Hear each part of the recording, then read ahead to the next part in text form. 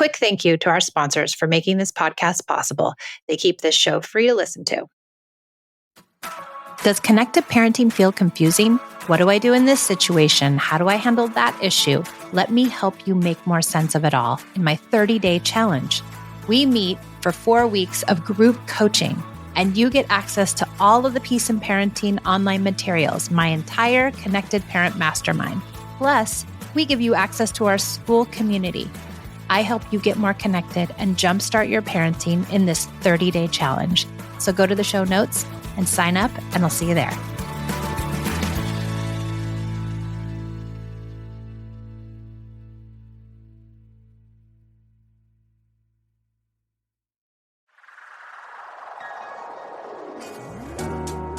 Hi, I'm Michelle, a mother of 2 teens. 13 years ago, I traded in punishments and rewards for connection. Now I prioritize relationship over behaviors, utilize play as a parenting tool, and set limits with empathy instead of consequences. Each week, I share my journey and interview clients, experts, and followers. Thanks for joining me on the Peace in Parenting podcast. I'm so glad you're here.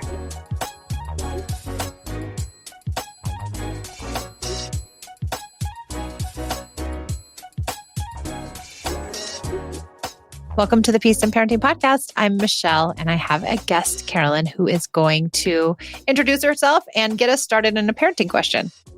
Hi, I am Carolyn. I currently live in Colorado. Been here about 7 years, and I have 3 girls. Their ages are 3, 5, and 6. Well, 6.5.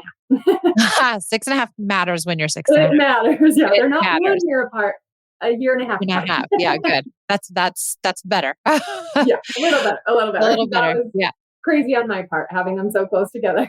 Slightly better, but it's good. Long term, probably it's good. So we were chatting just before this, just about parenting in general. And do you want to just share where you're at right now and what you've realized?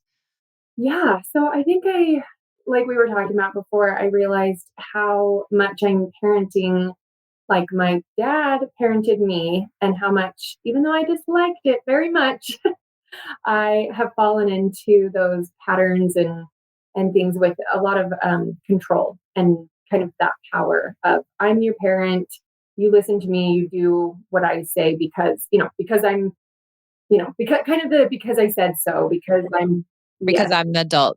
Exactly. I wonder what leads us to believe that we need control. Where does that peace come from? Why do we want control? Why do we crave control? Where is it coming from? Do we know? No, I don't know. I think maybe just, at least for how I grew up, I think my dad, it was just kind of that respect your elders, you have that authority, and you just use that. Yeah. And thinking about it, and like you already said, like we know it doesn't feel good. And yet I wonder if we think about, what if we just let go of control? What does that conjure up for us? At least for me, it kind of feels scary. It's kind of the unknown. And are the kids just going to go all over the place and run the house? And then there's just so much chaos. And I lose that, again, authority to instill like, okay, this is what we're supposed to do, when we're supposed to do it. Right. The things that they do have to do. It's time to go to school. It's time to do this. It's time to get shoes on, Right. All of those at certain times. Yeah, absolutely. And I wonder, when are we most likely to follow somebody's lead? When do we want to do it organically, as what I guess is what I'm asking. When do you want to do what someone says organically? Oh gosh. Obviously when it's something this is sounds fun. If somebody's like, "Oh, let's go." Yeah, sure. If it's let's take the fun stuff out of it. Right. Let's say, when do you want to follow someone's directions? And when are you, most likely just to do it, no questions asked? Of course, I'll do that for you. I think, when somebody is asking in a nice way, like, "Hey, could you help me out? I could really use your help in this." Yep. A kind manner. And, if somebody's, even my husband, if he were to be like, "You have to do this right now," and kind of in a demanding way, man, I would really recoil. Yeah, I would recoil and push back and be like, that's the last thing I'm going to do. Exactly. And so when we follow someone's lead willingly, What does the relationship look like with that person? Oh, I think there's just that automatic kind of that give and take, that love, that respect from each other, and that love and kindness. Yeah. And I think that's the key to it, right? We want organic cooperation, but we can only get organic cooperation when the relationship feels good enough that we can actually get it without having to have control. That's true. So that's what we're looking for. Yeah. We don't want to have to threaten a child or bribe a child or yell at a child or exert our control to make them do something, because how does that make us feel? Awful. Yeah. Yeah. Like you said, I'm going to recoil. Mm-hmm. I'm not doing it. If you're going to be a jerk, I don't want to do what you ask. And then if you're going to threaten me or tell me I can't have something or take away my precious things, there's no way I'm going to do that for you. Even if you make me, how is the next interaction going to be? Right. Right. Well, and the kids, of course, yeah, the kids are gonna do it begrudgingly because there is that power and that control that you're forcing them to do it. But then as the parent, I feel awful, that regret, that, just that pit in my stomach. And I'm like, oh, that did not feel good for me to kind of force that upon them. It's not fun on either side, obviously. No, and I don't know if you experience this, but I think eventually some kids are like, I don't care. I'm not going to do what you say anyway. Even if you try to control me, I am not controllable. I don't know if you have one of I those. I haven't seen that yet. I think with my kids being young enough, they haven't gotten there to that point of like, nope, you can't tell me what to do. And we really can't. I mean, we can at the cost of the relationship. Hmm. And every time we choose to, if we choose compliance over relationship every single time, then we don't have any relationship left. So true. Yeah. So I think if we look at parenting in that lens, right? If we can reframe our lens here, like I want and I need and I crave to have organic cooperation. And I'm not going to succumb to using control in order to get it. It's not worth it to me. Right. But then practically, how do we get their shoes on? Now that we've come to a different realization, but how do we get their shoes on? And, connection and cooperation go hand in hand, like we talked about, right? We're more willing to follow someone's lead if we have a good connected relationship. So that's where we have to start. How do we build connection? And the first piece we do is we get rid of, are you using threats and bribes or any of that kind of stuff? I've been trying really hard not to, just kind of the timeouts and definitely not spanking or anything that they don't work anyways.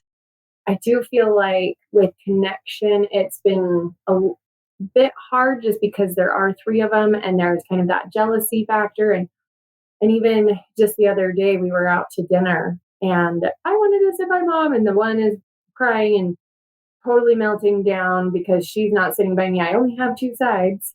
Yeah. So it's like I'm trying to connect and I'm like, I'm right here. We're all at the same table. I'm just, Hmm. and she just would not have it. And so I almost feel like that connection, it almost causes more problems in certain cases. It's so hard when I'm trying to connect with one and the others get jealous. And Yeah. that creates kind of chaos in itself almost. Yeah, definitely. And I think if there's lots of sibling rivalry going on too, then if the sibling rivalry is big, then everyone's always vying for mom and dad's attention. Right. Yeah. Is a sibling rivalry big right now?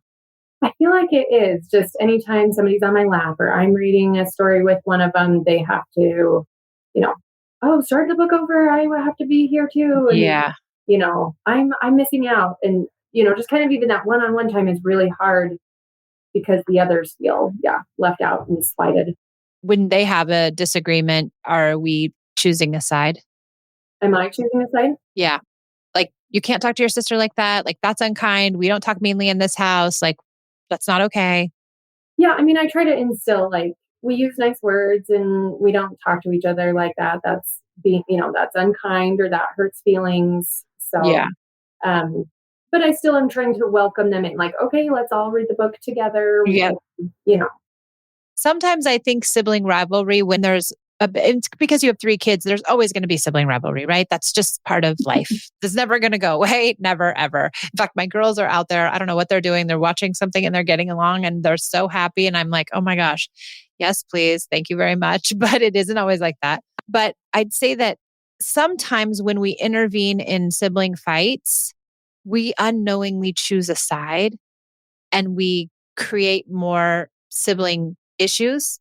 And so then they start to come out in other areas, like when you go to dinner and you try to sit down and everybody needs to sit by you because they're used to being either told that they're right or told that they're wrong, but they need to be like in your good graces.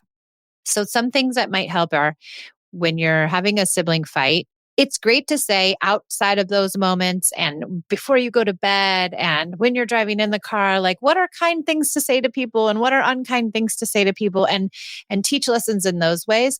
In the moment that a kid does something wrong is probably not the best time to teach a lesson. Okay. And so I would just, when there's a transgression and someone says something mean or they've done something wrong or they've hit somebody or they've thrown something at somebody, instead of being like, you can't throw things at your sister, that's totally unkind. We don't do that in this house, which can seem very innocuous because we probably came from upbringings where our parents would have just been like, what the heck are you doing? Stop right now. Like, go to your room, And we've taken it down a bit, but there's still some grains of, I've taken one person's side. So in those moments, I would just say like, hey guys, what happened here? And get really curious and ask them what happened. Also, because we don't know what happened before. We don't know what happened afterwards. We don't know what happened earlier this morning. Is it retaliation? Is it this? Is it that? Who knows? It's their relationship. We don't know. And so really getting curious and say, hey guys, what happened here? I really want to know what happens. They talk, they tell you what happens and you empathize with them, tell them how much you understand. And then you have to help them navigate. How do we fix this?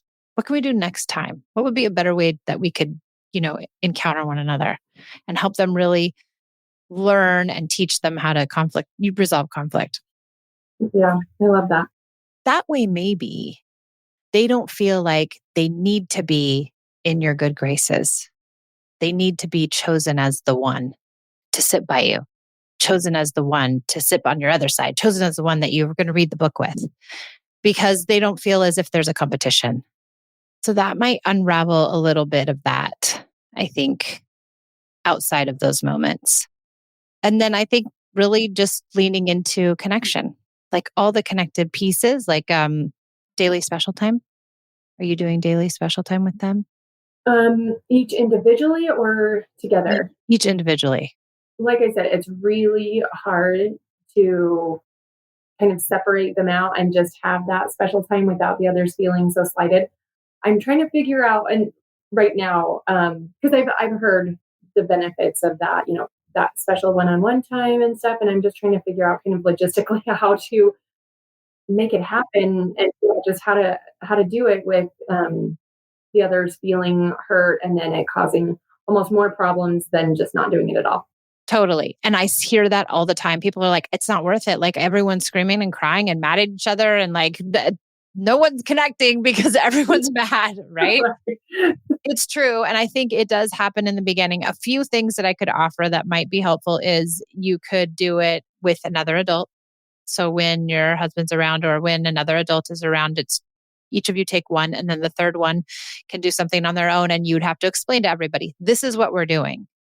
If you want your special time, we have to let the other people have their special time, or we can't do all the special times. Like really sitting them down and saying like, we're really going to practice this summer doing special time. And I'd really love to do it. So we're going to do it when dad's around so that we can switch and we're going to make sure everybody gets special time.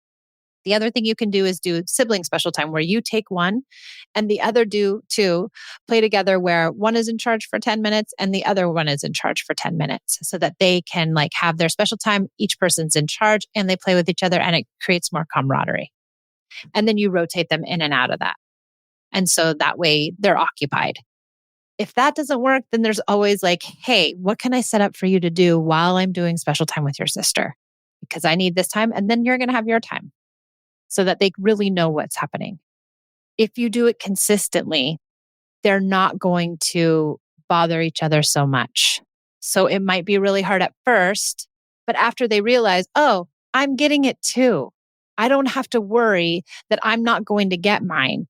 And it's when it's scarce, when it doesn't exist on a daily or schedule, then everyone's worried that they're not going to get their time. Right. And it's best done on a daily basis, I'm assuming. Yes, if you can. It really just is. And what happens over time is it becomes super easy. It starts out really, really hard. And everyone hates each other and they want to scratch each other's eyes out. And you're screaming and you're like, oh my God, everyone stop. Just leave me alone. Just give me 10 minutes. And then often we abandon ship and then that sticks in with them. And then they remember, oh, I wasn't the one who got it. Mm-hmm. And so you really have to kind of push through, but it's not easy. Yeah. Okay. Yeah. And the sibling special time can be helpful. Having another adult can be helpful. Having an activity. I've used the iPad. I've used a movie. I've used all kinds of things just to get the time in with each of the girls. Yeah. Yeah. It's definitely important. I just, like I said, I have thought about it and I just need to just do it. And as crazy as it's probably going to be the first few times, just keep at it. Yeah. Just keep at it and just know that this is the worst is the first. And then afterwards it gets a lot better, but that's going to move your connection and your cooperation needle. So it's going to give you, because you're giving them, you're putting them in control where they get to boss you around. They get to choose the activity. You're relinquishing control for 20 minutes with each child. They're going to give you control back when you need it, because now you are in a reciprocal relationship where control is passed back and forth, as opposed to us having all of the control and never giving. Mm-hmm. So this becomes that place. Yeah, that makes total sense. Yeah. So that will even out the control piece. I think with the control piece is starting to think like, where is it absolutely necessary that I control my kids? I mean, really, like my first instinct was probably nowhere. Like they are their own whole person. Even at 3 years old, she is her own person and has her own thoughts and feelings, and just everything inside of her is already there. Yep. And she's smart and she's intuitive, and they all are moral. At 3 years old, they're moral. They know what is right and wrong. Mm-hmm. They might not always be able to choose it because they're immature, but they know if they've chosen incorrectly. Yeah. We're going to take a break from our show to hear from our sponsors. Without their sponsorship, I wouldn't be able to bring you this incredible show free of charge. So I'll see you back in a few minutes. This episode is sponsored by BetterHelp. Try online therapy at betterhelp.com/peace so you can be the best of yourself for you and your family. I began therapy in my early 20s, and I believe it was the catalyst to a much deeper understanding and study of myself. Therapy single-handedly taught me how to be an adult in this world, a gift I am grateful for every day. I've spent years in therapy, and is what brought me to my parenting work and why connected parenting makes so much more sense to me. The foundation of therapy has catapulted me as a person into this entirely different realm, making me a more connected mom, an all-around, more grounded person. I really can't say enough about therapy and its benefits.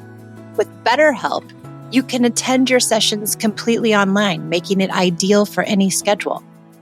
When you join BetterHelp, they match you with a licensed therapist using their brief questionnaire. Stop comparing and start focusing. BetterHelp. Visit betterhelp.com/peace today to get 10% off your first month.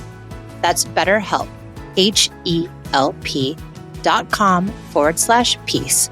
This episode is sponsored by BetterHelp.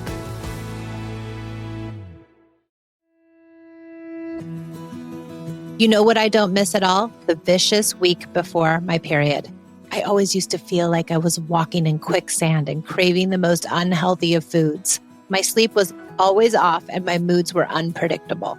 Now it's easier to manage PMS with Estro Control. Happy Mammoth, the company that created Hormone Harmony, is dedicated to making women's lives easier. And that means using only science-backed ingredients that have been proven to work for women. They make no compromise when it comes to quality, and it shows. And the biggest benefit, feeling like myself again. That's what women mention over and over in their reviews, and there are over 14,000 reviews of Hormone Harmony. For a limited time, you can get 15% off the entire first order at happymammoth.com. Just use code PEACE at checkout. That's happymammoth.com and use the code PEACE for 15% off today.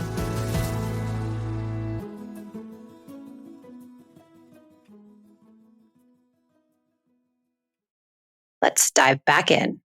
So then really thinking like, what do I need to control? I mean, I think the only things I can really think of are like real safety issues, not the pretend safety issues that we try to make up because we're worried about things, but the real safety issues, like running in the street, Right. putting Yeah. your hand on the hot stove, like those things we have to have control around.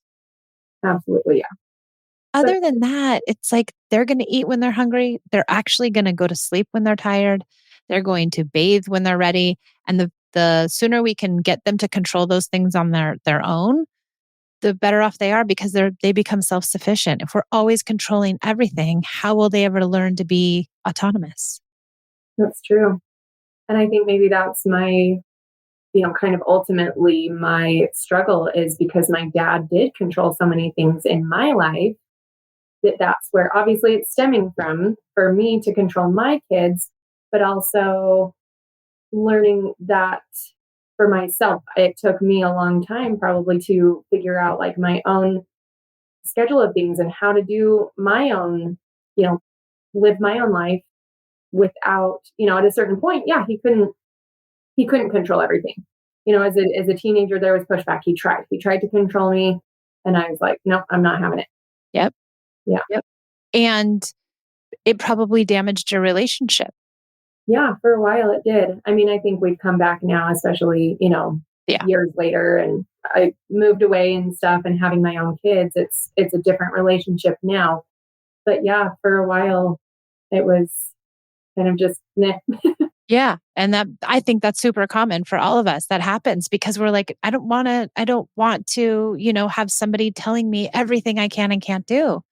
It feels stifling. Absolutely. Yeah. And we want to raise self-sufficient kids that can take care of their needs, emotional needs and physical needs, all of their needs. So the sooner we can start handing that control over to them, the better. Yeah, that's true. I guess I didn't really think about that in a like 3-year-old sense. Like, oh, they can have control over their own. Yeah. You can say to her, like, do you want to have a bath tonight? Or do you feel dirty? Or do you feel clean? How do you feel? She might say for a minute here, nope, we're not taking a bath because she's just trying to exert her control, Mhm. right? But eventually, will she take the bath in a day or 2 or 3 days? And will it be her own choice? And then now that you've given her this control, when you ask her to, hey, will you please put your shoes on? We're going to the park. You're going to have an easier time at it because she doesn't feel like everything has to be no, I don't want to do it because you're constantly all over me.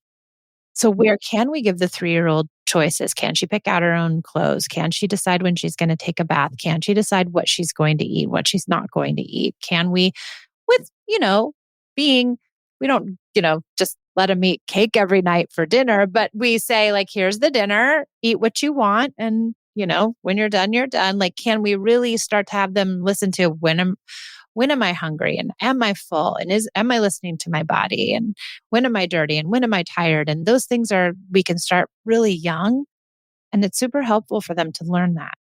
Yeah, I love that. I think there are certain aspects, I think, like, especially with dinner time with my husband, he's a little bit more ingrained in you have to finish your plate or have 3 more bites of this, or, so it's like I almost have to like, we'll have to train him into just allowing them that freedom as well, like they'll eat when they're hungry. And if, they don't finish their dinner, that's okay. So, Yep. And if they come back, I always say if they come back afterwards where they're like, I'm starving, I don't have anything, you didn't let me eat, then you can say, I always tell them you can have any fruit and vegetable in the refrigerator. Whatever fruit and vegetable you want, go right ahead. Well, that shuts them right down. Usually they're like, no, I want cookies, I want crackers, I want like, and that's the thing, like, that's the beauty. Like, we can have boundaries and limits, but we don't have to be punitive and controlling. right. I love that. Yeah. There's obviously going to be limits and boundaries with a 3-year-old and a 5-year-old, all the year olds. All of you, exactly. A 17-year-old, Yes, these there are are limits and boundaries. yeah, Yes. yeah, But we also have to also think like, are my limits and boundaries logical? Do they make sense? Are they age appropriate? Or am I being too controlling and really trying to constantly analyzing that? Because when we clamp down, they resist. And that makes life really hard, yeah. That's true. really hard because then everyone's, pushing back Yeah, no and one's happy. no one's happy. We're not happy. They're not happy. Right. Okay. Thoughts? Oh, I love kind of just that new ideas of, kind of especially how to instill that special one-on-one time, how to give them more control in their, just in their daily lives, in their own bodies, in their own, just have that freedom to choose. Like you said, do you want to take a bath? Do you feel clean? Do you feel dirty? Like, okay, if you don't feel like you need a bath, maybe we'll try tomorrow. Yeah, Yeah. totally. Yeah, and I think that's where we get a lot of our pushback too, right? Yeah. Around food, bathing, getting dressed, like all the things that are really hard. And when we breathe a little bit, it it gets better. Yeah. Well, and like you said, I love how the sooner you start with these kids, it'll be easier. The teenage years won't be that struggle of you need to take a bath. Like it'll just be like, oh, you know what? I don't feel clean. I feel gross or I smell sweaty. Like Yeah, they'll just automatically be more willing to do those things because they've done it for so long. It's it's just a non-issue. It right. It'll be a becomes non-issue. literally a non-issue after you get through the hump of the learning process of them learning if they're dirty or not, which I'll just warn you, some kids will stick in and be like 7 days no shower. And they're like, Pia did that. She did like 7 days no shower and her hair was like painted to her head. And I was like, honey, and she was dancing and then going to school and then the whole thing. I started too late. I wish I would have started at 3. Right. I started way too late. She was like 9. And it was just painted on her. And she finally said, I think I'm going to take a shower. And I was like, oh my God. I know. Because I was just like, she smelled. Like it was not You're like, finally, thank goodness. say something to her. It's not going to go well. But that process for many of these things is hard on us because we don't have control and we have to sit in the uncomfortableness. But this is their process to learn. Yeah. Yeah. I think that's a good thing to remember too. Like it's their process to learn. We can't No, force our learning on them. They have to go through it. no, we already know everything, right? We know when we feel dirty. We know when they are dirty. They don't know that. That's Yeah. something they really don't know. And so when we tell them you need to take a shower, you need to brush your teeth, you need to eat the food, it's like we're zapping them of that learning opportunity. That's true. Yeah. That is so true. Yeah. Well, I heard one time, like, the only way out is through. Like they have to go through it. Totally. I love that. Yes. Yeah. The only way out is through. And if you don't let the through, do you get out? Right? Or where do you end up? Are you just stuck in the tunnel? Right. And your development is stunted. Yeah. Yeah. Like you said, like you started too late. She was what, 9, and you were like kind of like, okay, are you going to take a shower today? Oh, it was Like bad. the earlier you start, the earlier they figure out what feels right for them. That's right. And I wish I would have done it earlier with bedtime too, because I waited too long. I waited till 9, sorry, with bedtime for Pia. And I wish I would have done it a lot earlier because it was hard. She really pushed back. She really needed a steep learning curve to get there. And the kid was exhausted, but she got there. She totally did. And now I don't worry about any of that stuff. And it's not even a thought for us. Eating, bathing, homework, taking care of their rooms, all that stuff is totally on them. And it makes parenting a lot easier. So how did you let them choose? You let them choose when they go to bed? Mm-hmm. Oh, wow. Yeah. That feels scary to me. Like they'll just be up all night long. And I'm like, I need that break. I need that like and they might them going to bed and me going to bed. I need that like break. And maybe the 3-year-old's not there yet, but I think like starting to introduce it maybe on the weekends sometimes and, just scaffolding it and starting to talk about do you feel tired? And are you ready for bed? And how does your body feel? And just like, instead of 7 o'clock, got to go to bed, it's like, it doesn't have to be like that. Can there be some learning ground in here for the kids? But yeah, she was up and I just ripped the Band-Aid off. That's how I did it. I don't know if it's the right thing to do, but I just ripped the Band-Aid off and I was like, go to bed when you want.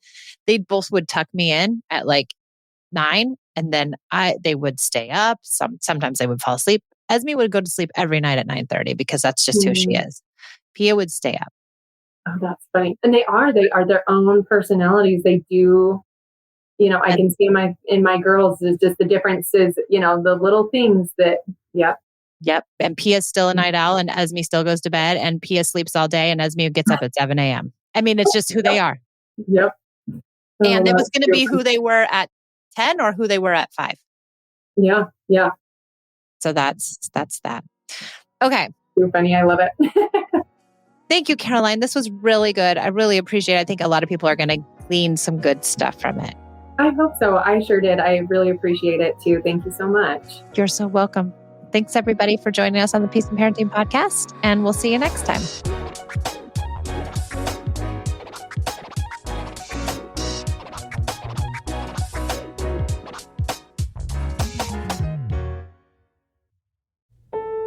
There was a time when summer surprised us, when galleries opened minds, adventures opened hearts, and we all remained open to whatever the day might offer.